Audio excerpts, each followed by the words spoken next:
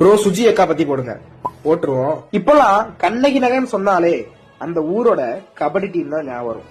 அதுக்கு ஒரு முக்கியமான காரணம் கேப்டன் சுஜி. இவங்களோட வாழ்க்கை கதையை கேட்கிறப்பயும் உடம்பெல்லாம் புல்லரிச்சு போயிருது. ஏன்னா அந்த அளவுக்கு வறுமையில இருந்து இப்ப அவங்களோட கடின உழைப்பாலையும் தனி திறமையாலையும் உச்சத்துல இருக்காங்க கேப்டன் சுஜி. இவங்களோட சாதனைகள்னு பார்த்தா மொத்தம் 5 வாட்டி நேஷனல்ஸ் விளையாண்டுருக்காங்க. கேலோ இந்தியால தமிழ்நாடு டீமுக்கு சில்வர் மெடல் வாங்கி கொடுத்தது மட்டும் இல்லாம இப்படி பல சாதனைகள் பண்ணிருக்காங்க. அது மட்டும் இல்லாம இப்ப இந்தியன் கேம்ப்ல செலக்ட் ஆயிருக்காங்க கேப்டன் சுஜி. இவங்களோட வெற்றிக்கு படிக்கட்டா இருந்தது இவங்களோட அம்மாவும் கண்ணகி நகர் டீமோட கோச் ராஜி அவங்களும் தான். இவங்க 2 பேரும் இல்லாட்டி கண்டிப்பா இவங்க இந்த அளவுக்கு வளர்ந்திருக்க முடியாது. இவங்களை பார்த்து இப்ப அவங்க ஏரியால பல பேர் கபடி விளையாட ஆரம்பிச்சிருக்காங்க. ஒருத்தரோட வெற்றி ஒரு சமூகத்தையே மாத்துங்கிறதுக்கு எடுத்துக்காட்டு கேப்டன் சுஜி.